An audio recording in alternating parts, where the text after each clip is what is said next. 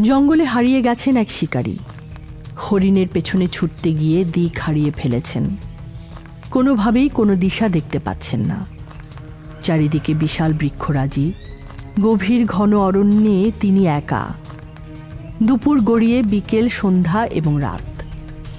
পরদিনও শিকারী প্রাণপণে খুঁজতে লাগলেন জঙ্গল থেকে বেরোনোর উপায়, কিন্তু পেলেন না।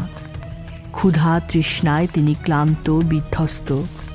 ক্রমেই দুপুর গড়িয়ে বিকেল, সন্ধ্যা এবং রাত। অবসন্ন শিকারী ক্ষুধার জ্বালায় এতটাই দুর্বল হয়ে পড়েছেন যে আর পথ চলতে পারলেন না, ঘুমিয়ে পড়লেন। তৃতীয় দিন তিনি কোনো মতে সাহস সঞ্চয় করে দুর্বল শরীরে চলতে লাগলেন, কিন্তু অরণ্যে কোথাও কোনো খাবার নেই, পানি নেই। 3 দিন অভুক্ত থেকে শিকারী তার সমস্ত শক্তি যেন হারিয়ে ফেলেছেন। ক্ষুধার্ত, ভীত, সন্ত্রস্ত শিকারী হঠাৎ দেখতে পেলেন একটু সামনেই একটা আপেল গাছ এবং গাছ ভরা আপেল। ছুটে গেলেন গাছটার কাছে, 15-20টা আপেল পেড়ে ফেললেন এবং প্রথম আপেলে কামড় দিলেন। আনন্দে, খুশিতে তার মন প্রাণ ভরে উঠল। তিনি প্রভুকে ধন্যবাদ দিতে লাগলেন, জীবনকে ধন্যবাদ দিতে লাগলেন। শুকরিয়ায় ভরে উঠল তার অন্তর।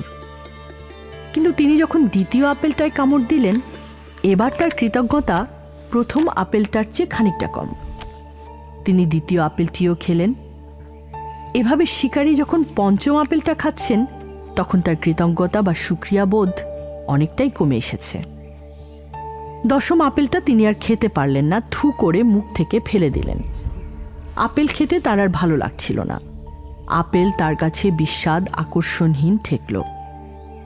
গবেষকরা এটাকে বলেছেন দ্য 10th অ্যাপল ইফেক্ট বা দশম আপেল ঘটনা। প্রথম আপেলটা যেমন সুমিষ্ট ছিল, দশম আপেলটিও একই রকম সুমিষ্ট। তবুও শিকারীর সেটা ভালো লাগলো না খেতে। কারণটা আপেল নয়, কারণটা শিকারীর দৃষ্টিভঙ্গি বা মনোভাব। অর্থনীতির ভাষায় বলে law of diminishing marginal product বা বস্তুর ক্রমহ্রাসমান আবেদন। বর্তমান পরিস্থিতিতে আমাদের অনেকের অবস্থাও এরকম। আপনি সুস্থ আছেন, ভালো আছেন, তবুও শুকরিয়ার অভাব, কৃতজ্ঞতার অভাব। দশম আপেলের মতো জীবনও স্বাধীন লাগছে কারো কারো কাছে। অথচ একবার কি ভেবে দেখেছেন, আপনার ঘরে পরের বেলার খাবার আছে, পরনে কাপড় আছে, রাতে ঘুমাবার একটা জায়গা আছে। আপনি পৃথিবীর বাকি 75 মানুষের চেয়ে বেশি বিত্তবান। গতকাল যে কয়েক লক্ষ মানুষ পৃথিবী থেকে বিদায় নিয়েছেন, আপনি যে তাদের একজন হননি, এটা কি আপনার সৌভাগ্য মনে হয় না? সুস্থ দেহে সুন্দরভাবে আপনি দম নিতে পারছেন। ভাবুন হাসপাতালে সেই অসহায় রোগীটির কথা, যিনি দমও নিতে পারছেন না। ইতালির 74 বছর বয়সী একজন বৃদ্ধ কোভিডে আক্রান্ত হয়ে হার্ট হাসপাতালে ভর্তি হলেন এবং কিছুদিন পর সুস্থ হলেন। হাসপাতাল থেকে ছাড়া পাবার সময় তিনি হঠাৎ করে ফুঁপিয়ে কেঁদে উঠলেন। সবাই ভাবলেন হাসপাতালের ভেন্টিলেটরের 5000 ইউরো বিল দেখে তিনি ভেঙে পড়েছেন। কিন্তু তিনি বললেন, না, 5000 ইউরোর অনেক বেশি দেওয়ার সামর্থ্য আমার আছে। আমি ভাবছি এই 74 বছর বয়স পর্যন্ত আমি প্রত্যেক মুহূর্ত সৃষ্টিকর্তার দেয়া অক্সিজেন গ্রহণ করেছি বিনামূল্যে, কিন্তু কখনো তাকে ধন্যবাদ দেইনি, শুকরিয়া করিনি। প্রভুর এই করুণাকে নিজের নির্ধারিত প্রাপ্য বলে পাত্তাই দিইনি। অথচ আজ মাত্র 2 দিন ভেন্টিলেটরে কৃত্রিমভাবে শ্বাস নেবার জন্যে আমাকে 5000 ইউরো দিতে হচ্ছে। প্রভু হে, ক্ষমা করো, কত অকৃতজ্ঞ আমি। এই যে আমার নির্ধারিত প্রাপ্য বা আমারই তো মানসিকতা, অর্থাৎ আত্মকেন্দ্রিকতা, আমাদেরকে অসুখী করে, একা করে, ব্যর্থ করে, অসুস্থ করে। বিজ্ঞানীরা দেখেছেন মানুষ যত কৃতজ্ঞচিত্ত হয় তত সে সুস্থ থাকে।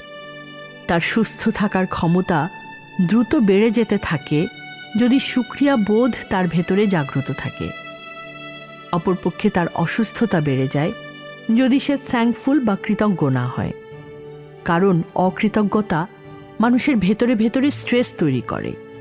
এই চাপা স্ট্রেস তার ইমিউন শক্তি বা রোগ প্রতিরোধী ক্ষমতাকে দুর্বল করে দেয়। তাই আসুন কৃতজ্ঞ হই।